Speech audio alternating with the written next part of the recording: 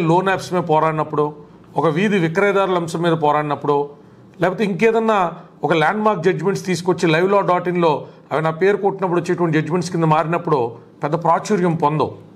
ఎందుకంటే సంచలనం అనేటువంటిది తీపిగా ఉంటుంది కాబట్టి. కానీ దయచేసి నేను రిక్వెస్ట్ చేస్తున్నా, ఈ మొదటి 1 minute చూసిన వాళ్ళు ఎవరైనా నెక్స్ట్ 10 minutes వస్తుంది, ఈ వీడియో 20 minutes వస్తుందో నాకు తెలియదు. కానీ ఈ వీడియో చూడండి, సాధ్యమైనంత ఎక్కువ మందికి షేర్ చేయండి. నా ఛానల్ కొత్తగా వచ్చేటువంటి పాపులారిటీ గురించి కాదు, చాలామందికి అవసరం ఉన్న వాళ్ళకి ఉపయోగపడుతుంది కాబట్టి. వీరు ఇక్కడ నా ప్రకాష్ నగర్, నేను రోజు వెళ్ళేటువంటి శివాలయం ఉంటుంది, ఆ శివాలయం పక్కన ఉంటారు. ఆటో తోలుకుంటా జీవనోపాధి గడుపుతూ ఉంటారు. తండ్రి నా భూషణ్ గారు కానీ వారి అబ్బాయిలు కానీ వీళ్ళందరూ కూడా కష్టజీవులు. ఎప్పుడు ఎవరికి అన్యాయం చేయకుండా స్వార్జితం మీద ఇదే ప్రకాష్ నగర్లో కొన్ని దశాబ్దాలుగా బతుకుతున్నటువంటి వ్యక్తులు. వీరు కూడా మీలాగే, మీలో చాలామందిలాగే అవసరార్థం, ఏదో బిడ్డ పెళ్లి నిమిత్తం ఇంట్లో ఒక అవసరార్థం 2019లో తెలిసిన అయ్యా అవ్వకి చెప్తే పలానా వాళ్ళు మీకు తక్కువ వడ్డీకి డబ్బులు ఇస్తారు అని నమ్మితే ఒక 5 లక్షల రూపాయలకి ఆశపడి, ఆశ కూడా కాదు అవసరపడి ఆ డబ్బులు తీసుకునేటువంటి ప్రయత్నంలో ఈరోజు సుమారు 2 కోట్ల రూపాయల విలువైనటువంటి పూర్వీకుల ఆస్తి, అంటే వీళ్ళ కుటుంబం మొత్తానికి అదే జీవనోపాధి, అటువంటి ఆస్తిని కేవలం 5 లక్షల రూపాయలకి పోగొట్టుకున్నటువంటి ఉదంతం మీరు అందరూ తెలుసుకోవాలి. బోరు కొట్టకుండా చెప్తాను నేను. 2019లో వీళ్ళు అవసరార్థం ఒక మనిషిని అప్రోచ్ అయ్యారు. ఆ మనిషే వాళ్ళు అప్రోచ్ అయ్యాడు ఒక బంధువు ద్వారా. 5 లక్షల రూపాయలు వీళ్ళ చేతిలో పెట్టి 50 లక్షల రూపాయలు ఇచ్చినట్టుగా ఒక దొంగ డాక్యుమెంట్ని సృష్టించి, ఆ దొంగ డాక్యుమెంట్ ద్వారా సబ్ రిజిస్టర్ ఆఫీస్కి ఏకంగా తీసుకెళ్ళి, ఏమంటే మీకు ఇంత డబ్బులు నేను ఇవ్వబోతున్నాను, ఇచ్చిన 5 లక్షలే కాదు మీకు ఇంకా 50 లక్షల రూపాయలు ఇవ్వబోతున్నాను, ఇచ్చి మళ్ళీ మీరు తిరిగి డబ్బులు నాకు ఇచ్చేసినప్పుడు నేను మీకు మీ పేపర్లు మీకు వెనక్కి ఇచ్చేస్తే అయిపోతుంది, దీన్ని జీపీ కమ్ సేల్ అంటారు అని చెప్పాడు. అంటే ఏంటి సార్ అన్నారు. జనరల్ పవర్ ఆఫ్ అటార్నీ అండి, కేవలం నాకు నమ్మకం ఉండాలి కదా. అంటే మన మాకు 50 లక్షలు అవసరం లేదు కదా సార్, 5 లక్షలే కదా సార్ మాకు అవసరం, మళ్ళీ రెండో పట్టుకోవడం మీ దగ్గరికి ఇంకో 5 లక్షలకే కదా సార్ వచ్చింది అని. కాదండి, మీరు 50 లక్షల వరకు తీసుకోవచ్చు. ఇప్పుడు మీకు ఇచ్చేది 5 లక్షలే, 5కి ఇంకో 5 లక్షలే, కానీ 50 లక్షల వరకు మీరు తీసుకోవచ్చు. కానీ అవసరమైనప్పుడల్లా, డబ్బులు ఇచ్చినప్పుడల్లా నేను కొత్త కాగితం రాయించుకోలేను కదండి, కాబట్టి మీ పెళ్ళి అన్నారు, తర్వాత ఇంకోటి అన్నారు, ఇంకో అవసరం అన్నారు, ప్రస్తుతానికి జీపీ కమ్ సేల్ చేయండి అని ఒక ఇవ్వనటువంటి ఆర్టీజీఎస్, అంటే అసలు ఇస్తే ఇంత డీడీ తీసామని చెప్పచ్చు, బ్యాంకులో ఇంత డబ్బులు కట్టామని చెప్పచ్చు, ఈవిడ అకౌంట్కి ఇంత ట్రాన్స్ఫర్ చేసామని చెప్పచ్చు.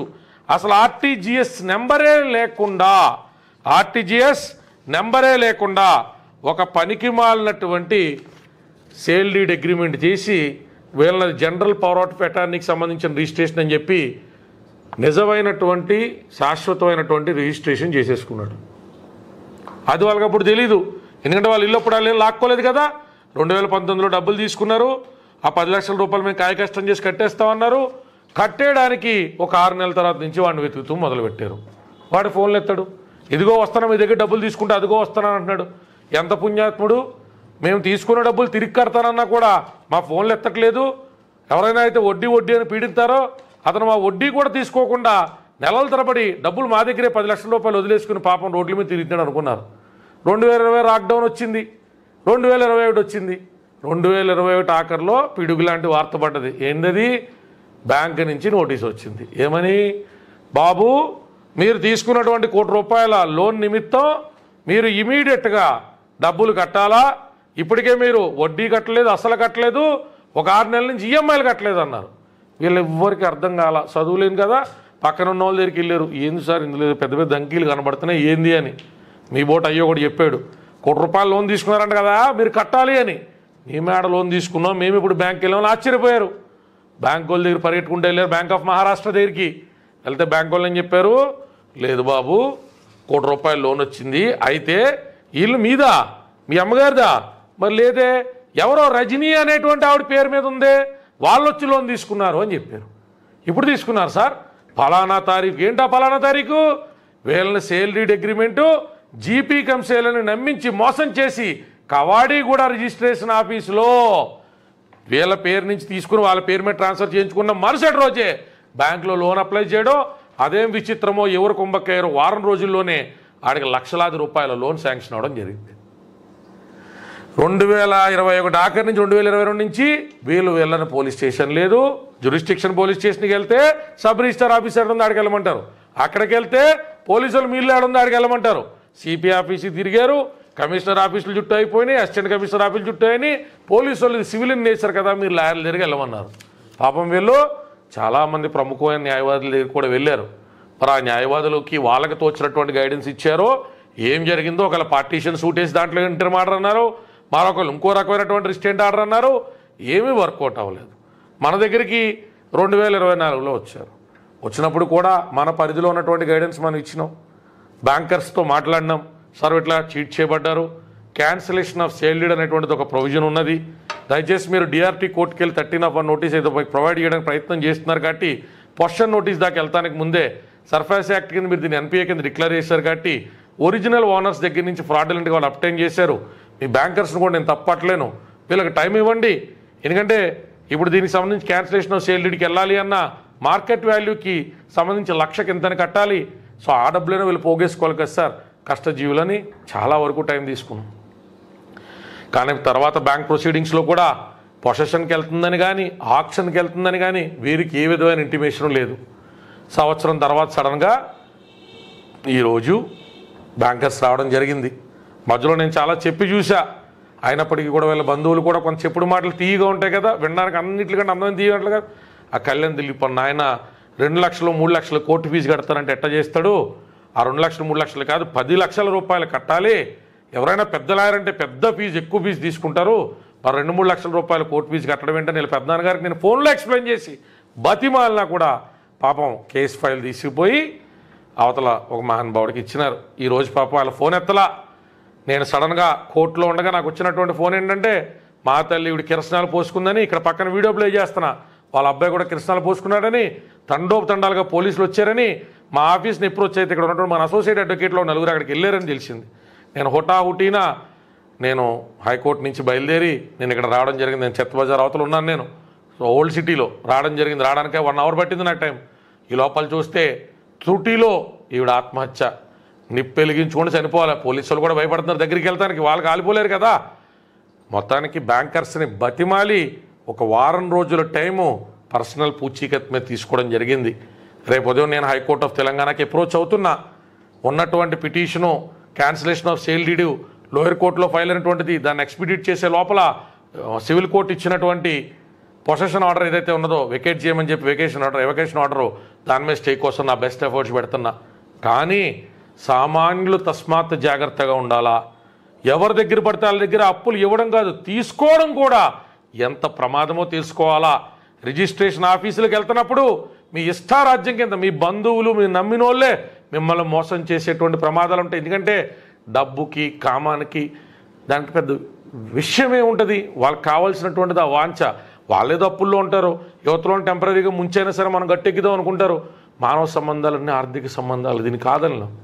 కాబట్టి వీళ్ళ ఉదంతం ఏం జరిగిందో ఒకసారి వినండి, వాళ్ళ కన్నీటి బాధను చూడండి. మీరేదో పరిష్కరిస్తారని కాదు, ఇంకో మూల ఎక్కడైనా రాష్ట్రంలో మన వీడియో చేరే చోట ఎవరైనా మోసపోతూ ఉంటే వారికి ఇది హెచ్చరికగా ఉంటుందని ప్రయత్నం. శివ, ఏం జరిగింది శివ? సార్ నమస్కారం సార్, నా పేరు శివ. బైక్ పెట్టు మాట్లాడండి. నమస్కారం సార్, నా పేరు శివ. మా ఫాదర్ పేరు భరత్ భూషణ్, మా అమ్మ పేరు అన్సుజ, మా తమ్ముని పేరు అర్జున్ కుమార్. మా చెల్లె పెళ్లి కానీ అప్పు గురించి తిరుగుతున్నాం సార్. ఆ టైం దగ్గర పడ్డత్రోగా మా బావ ఏమన్నాడు అంటే, అప్పు దొరుకుతలేము, నేను పెళ్లి చేసుకుంటారా లేదా అని అడిగితే తొందరగా ఆ విశేషంలో మా బావని అడిగినాం. సరే బావ, మళ్ళీ నీకెవరన్నా తెలిసిన ఉంటే మాకు ఇల్లు ఏదో ఒకటి చేసి మాకు తాకట్టు పెట్టి డబ్బు ఇప్పియండి ఎవరిదన్నా అంటే, సరే నాకు తాకట్టు పెట్టుకునే వాళ్ళు ఉంటారు అంటే మా బావ త్రోగా వాళ్ళ ఫ్రెండ్కి ఫోన్ చేసాడు. అతను ఏం చేశాడంటే, సార్ ఈ దినాకర్ భాను మధు అని తీసుకొచ్చారు, మీరు మాడికేట్ చేస్తున్నాం అని చెప్పి ఇల్లు మాతో రిజిస్ట్రేషన్ చేసుకోరు సార్. జీపీ అనుకున్నారు? అదే జీపీ అనుకున్నాం సార్. అందులో నేను లేను సార్, మా తమ్ముడు మా మమ్మీ మా డాడీ ఉన్నారు, నేను అప్పుడు లేకుండా ఇంట్లో.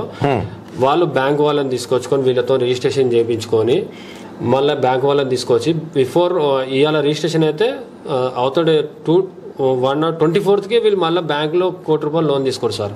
బ్యాంక్ వాళ్ళు కూడా వచ్చారు రిజిస్ట్రేషన్, బ్యాంక్ వాళ్ళు కూడా రిజిస్ట్రేషన్కి వచ్చారు సార్. వాళ్ళు కూడా చేయించుకున్నారు సార్. వీళ్ళు వాళ్ళకి చేయగానే వాళ్ళు ఇమీడియట్లీ వాళ్ళ త్రోగా పంపించేసి సార్ ఇట్లా జరిగింది సార్.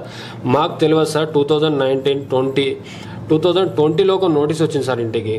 నేను ఒక నిమిషం ఆగండి, ఇక్కడ అర్థమైందా పాయింట్? రిజిస్టర్ అవుతుందా బ్యాంకర్స్ కూడా ఎవరిదో ప్రాపర్టీ ఇంకెవడో రిజిస్ట్రేషన్ చేయించుకుంటానంటే ఆడికి ₹1,00,00,000 లోన్ ఇస్తానికి అనామకులు తీసుకెళ్ళి అక్కడ కూర్చోబెడితే అచ్చికిచ్చిగా బాగా ఉంది, ఈవిడ పేరు మీద ఉన్నది నీ పేరు మీద చేంజ్ చేసుకుంటే మేము లోన్ ఇచ్చేస్తామని ఈవిడ పేరు మీద ఉన్న ప్రాపర్టీ రిజిస్ట్రేషన్ అని తెల్లారే ₹1,00,00,000 ఇచ్చినారంటే ఎవరెవరు ఇందులో కుంభక్కైనట్టు? ఎంత భయంకరమైన పరిస్థితుల్లో మనం బతుకుతున్నట్టు చెప్పు శివ. దాని తర్వాత సార్ ఇలా జరిగింది 2020లో ఒక నోటీస్ వచ్చింది ఇంటికి. బ్యాంక్ వాళ్ళు వచ్చారు, నోటీస్ పెట్టారు. బాబు ఇది నోటీస్ తీసుకోండి అంటే ఇదేం నోటీస్, మాకు సంబంధం లేదు కదా సార్ అంటే, ఈ దినాకర్ అనే అతను లోన్ తీసుకురు కట్టలేదు అంటే మేము సార్కి ఫోన్ చేసినాం. మేము అప్పటిదాకా నమ్ముతున్నాం ఆయన వడ్డీకే ఇచ్చిండని. ₹1 ఇంట్రెస్ట్గా ప్రతి నెల వడ్డీ కూడా పంపించినాం సార్. లాక్డౌన్ దాకా పంపించినాం. అతను ఫోన్ చేసినాం, సార్ మళ్ళీ ఇట్లా వచ్చారు బ్యాంక్ వాళ్ళు అంటే, లేలే బాబు అది మీకు సంబంధం లేదు, నేను బిజినెస్ పరంగా నేను లోన్ పెట్టినాను, అది మీకు సంబంధం లేదు, నేను వస్తున్నాను ఆగండి అని చెప్పి వితిన్ ½ అన్ అవర్ లోపల మా దగ్గరకు వచ్చి ఆ స్టేట్మెంట్తో పాటు మా దగ్గర ఉన్న ఇంట్రెస్ట్ డబ్బులు కూడా తీసుకొని వెళ్ళిపోయాను ఆ రోజు. మళ్ళీ 2022లో మళ్ళీ సెకండ్ నోటీస్ వచ్చింది. అప్పుడు సెకండ్ నోటీస్కి నేను అప్రూవ్ చేయను సార్. అప్రూవ్ చేయనప్పుడు మళ్ళీ నేను చూసి ఇదేదో రజని దేవరపల్లి అని అంటున్నాడు బ్యాంక్ అతను, ఇదేదో మోసం జరిగిందని ఇమీడియట్ అయితే అతనికి ఫోన్ చేసినాం. అతను ఫోన్ లేపట్లేదు సార్. ఇక అప్పటి నుంచి కనిపించకుండా పారిపోయాడు సార్. నేను అప్పటి నుంచి పోలీసుల చుట్టుముట్టు కొంతమంది మాటలు విని మంచి అక్కడ ఇక్కడ అడ్వకేట్ల త్రోగా చాలా మంది దగ్గరికి వెళ్ళినా ఏ అడ్వకేట్ కూడా మనకు సపోర్ట్ చేయలేదు సార్. ఎన్ని లక్షలు పాటు చేసినారు? ఇప్పటిదాకా నేను దగ్గర 6-7 లక్షల పైన ఖర్చు అయిపోయినాయి సార్. నాకు వచ్చిన బ్యాంక్ డీటెయిల్ ప్రకారం 7 లక్షలే సార్. మా అమ్మ అకౌంట్ కూడా ఇంట్లోనే ఓపెన్ చేయించారు సార్, ఇంట్లోనే కూర్చొని వాళ్ళు. అందులో డీటెయిల్స్ ఉన్నాయి సార్. ₹1,00,000 7 లక్షల రూపాయలు వచ్చినాయి మాకు. ఇంకోటి నేను SC కమిషన్లో కూడా కంప్లీట్ ఇచ్చాను సార్.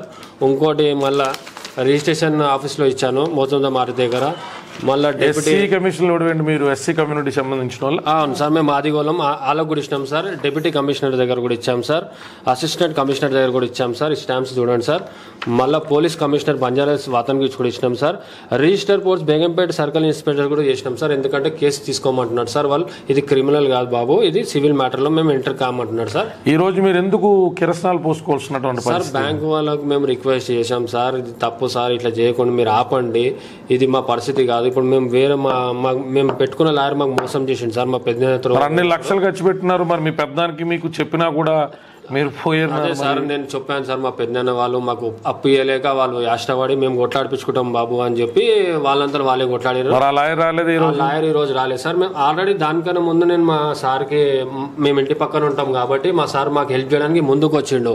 ఫ్రీ ఆఫ్ కాస్ట్ చేస్తాను శివ, మీకు ఓన్లీ కోర్ట్ ఫీజు కట్టుకోండి, దానికన్నా మించి నాకు ఏమి ఇవ్వకుండా మీరు తీరా ఫ్రైట్ చేశానని ఓపెన్ గా చెప్పిండు సార్. తక్కువ ఫీజు చెప్పేసరికి అనుమానాలు వచ్చిందా మీద? అయితే ఆ ఫీజు వీళ్ళు నమ్మలేక వీళ్ళు 10-20 లక్షలు అవుతుంది, అట్లా కాదు ఇట్లా మీరు మోసపోతున్నారు, 3 లక్షలు చెప్తున్నారంటే లాయర్ ప్రాక్టీస్ రాదేమో అనుకున్నారు నన్ను. అలా అని చెప్పి మా వేరే అడ్వకేట్కి ఇచ్చారు సార్. ఇప్పుడు అతను ఈ టైంలో మాకు అప్రోచ్ కాలేదు సార్. మేము ఇలా అంటే మీ అందరికీ వీడియో ద్వారా మంచి తెలియాలా, గుర్తుపెట్టుకోండి, లక్షకి అప్రాక్సిమేట్లీ ₹5,000 దాకా ఒకవేళ మీరు కట్టాల్సి వస్తే 50 లక్షల రూపాయల ప్రాపర్టీకి 50 × ₹5,000 అంటే సుమారు ₹2,50,000 మీరు కోర్టు కట్టాల్సిన ఫీజు ఉజ్జాయింపులో ఉంటే ఎవరైనా ముందరకు వచ్చేది ఆ డబ్బులు మాత్రమే కట్టుకోండి, 5 సార్లు 6 సార్లు వేరే కేసు పని మీద నా కోర్టుకు వస్తాం కాబట్టి ఫ్రీగా ఆర్గ్యుమెంట్ చెప్తా ఉంటాం. ఒక్కొక్క కేసుకి అవసరమవుతుంది అందులో 10 లక్షలు కట్టాల్సి వస్తుంది. ఒక్కో DRT కేసు అవసరమవుతుంది 50 లక్షల రూపాయలు కట్టాల్సి వస్తుంది. రిక్వైర్మెంట్ వీళ్ళని 30 లక్షల రూపాయలు తెచ్చుకోమని చెప్పిన లాయర్లు ఉన్నారు, DRTలు కట్టించేస్తా ఉన్నారు. అసలు DRTలో వీళ్ళే పార్టీలు కానప్పుడు NPA నాన్ పర్ఫార్మెన్స్ అసెట్గా బ్యాంకు డిక్లేర్ చేసిన దాంట్లో వీళ్ళ పేరు అమ్మగారి పేరు లేనప్పుడు వీళ్ళు ఏ అధికారం తెలియదు డబ్బులు కడతారు అప్పో చేసి. కాబట్టి నేను నా తోటి లాయర్లు ఎవరిని ఏమనట్లా. లీగల్ ఫ్రాటర్నిటీలో ఒక్కొక్కరిది ఒక్కొక్క అప్రోచ్ ఉంటుంది, కానీ ఇండియన్ పీనల్ కోడ్ది ఒకటే అప్రోచ్ ఉంటుంది, భారతీయ న్యాయ సంహిత అది ఒకటే అప్రోచ్ ఉంటుంది, BNSSది ఒకటే అప్రోచ్ ఉంటుంది, CRPC CPCది ఒకటే అప్రోచ్ ఉంటుంది. లాయర్కు ఒక రకమైన ఇంటర్ప్రిటేషన్ ఉండదు. ఖచ్చితంగా నా ఉద్దేశం అందరూ కూడా న్యాయపరమైనటువంటి అంశాల మీద చైతన్యవంతంగా ఉండాలా. తస్మాత్ జాగ్రత్త. ఒక జీవితకాలం నేను వెళ్తాం 5 నిమిషాలు లేట్ అయితే ఏం జరిగింది మీ ఇంట్లో శివ? సార్ నేనైతే ఆత్మహత్య చేసుకోవడానికి వెళ్ళినా సార్. ఎందుకంటే ఇప్పుడు మా మాట నమ్మట్లేదు సార్, గవర్నమెంటే నమ్మట్లేదు సార్. పోలీస్ ప్రొటెక్షన్ వాళ్ళకు వస్తారు, మేము BSలో చుట్టుముట్టు తిరిగినాం కాబట్టి వాళ్ళు మాకు హెల్ప్ చేయలేదు. ఇప్పుడేమో బ్యాంక్ వాళ్ళకి హెల్ప్ చేయడానికి వచ్చారు సార్. మమ్మల్ని బయటికి గుంజేస్తారు వాళ్ళు. మా ఆధారం ఇదే సార్, మా ఇల్లు లేకపోతే మేము రెంట్ ఎడికని కట్టుకుంటాం సార్, మేము ఆటో నడిపించి బతుకుతాం, మేము ఎక్కడ ఉండగలుగుతాం సార్. మేము అందుకే ఆత్మహత్య చేసుకుంటాం. వ్యవస్థల్లో ఉన్న చిన్న లోపాలు. వీళ్ళిద్దరికీ చదువు లేదు ఏమా, వీళ్ళిద్దరికీ చదువు లేదు. చదువులేని ఇళ్ళని మోసం చేయడానికి అవతలోడికి సిగ్గు లేదు. వీళ్ళిద్దరికి 5 లక్షల రూపాయలు చేతిలో పెట్టి, అంటే చాక్లెట్లు లాలీపాప్లు చేతిలో పెట్టి చిన్నపిల్లల మెడలో గొలుసులు కాచేసే వాళ్ళ కంటే నీచమైనటువంటి వ్యక్తి ఈ దేవురపల్లి. ఎవడాడు పేరేంది? పూర్వమొగడు దినకర్, ఆడ భార్య రజని. శవాల మీద పేలాలు ఏలుకునే వాళ్ళ కంటే హీనాతీయమైన బతుకులు. ఈ వృద్ధుల్ని, ఈ నిర్భాగ్యుల్ని, భాగ్యం లేదు కదా, భగవంతుడు కూడా తోడున్నాడో లేదో నాకైతే తెలియదు, కానీ ఖచ్చితంగా వీళ్ళకి న్యాయం జరుగుతుందని అయితే నమ్ముతున్నా. అర్థం చేసుకోండి. ఎవరిని పడితే వాళ్ళని నమ్మి, బంధువుల్ని నమ్మి రిజిస్ట్రేషన్ ఆఫీసులకి పోవద్దు. అది జీపీ కమ్ రిజిస్ట్రేషన్ అయినా మీకు ఇబ్బందే. చాలా రిజిస్ట్రేషన్లో మతలబులు అనేటువంటివి, మీరు ఒక న్యాయవాది దగ్గరికి వెళ్తే ఆ న్యాయవాదికి అవతల 50,000 ఇచ్చారనుకోండి, ఈ వ్యక్తి అవతల ఏం పర్లేదు సంతకం పెట్టమని మీరు పెట్టారనుకోండి, ఇలా సడన్గా పోలీసు వాళ్ళు వస్తే ఆత్మహత్యలు చేసుకోవాల్సినటువంటి దుస్థితి వస్తుంది. దయచేసి తస్మాత్ జాగ్రత్త. అమ్మా, ఏమన్నా ప్రజలకు నీ తరపున చెప్తావా తల్లి? చెప్పమ్మా. నమస్కారం అండి, నా పేరు అనసూయ అండి.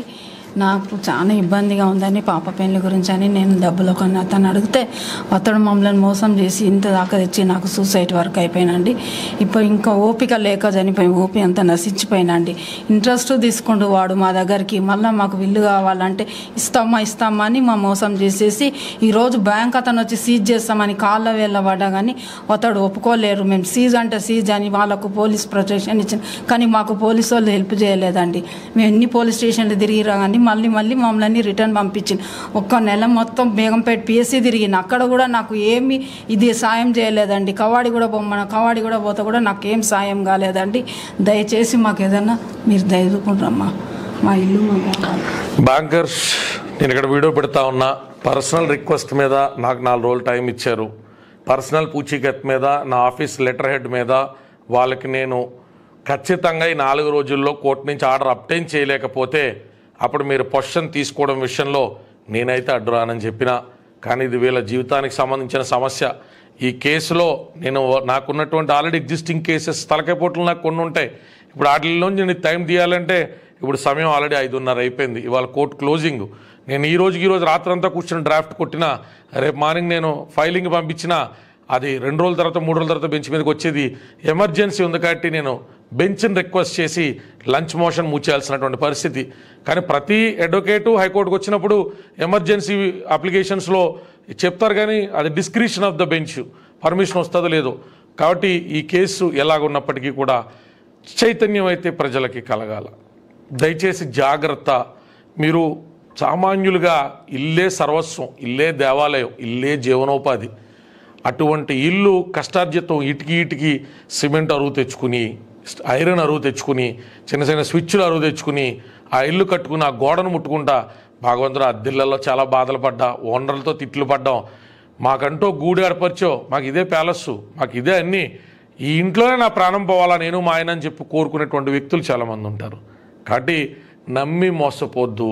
మోసగాళ్ళు మీ బంధువుల రూపంలో కూడా ఉంటారు, మోసగాళ్ళు మీ బిడ్డల రూపంలో ఉంటారు, మోసగాళ్ళు అనేక రూపాల్లో మీ చుట్టూ తిరుగుతూ ఉంటారు.